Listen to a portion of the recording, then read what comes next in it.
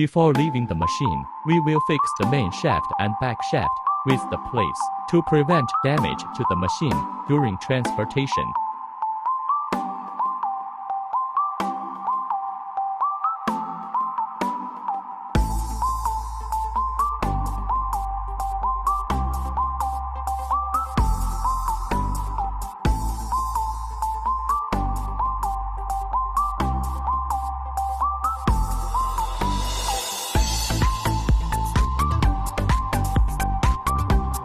After cleaning, rust-proof water will be sprayed to prevent rust.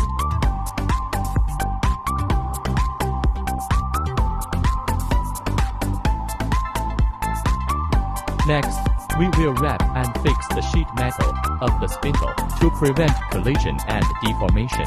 After careful inspection, packaging and wrapping will be carried out to ensure safe delivery to the customer's company.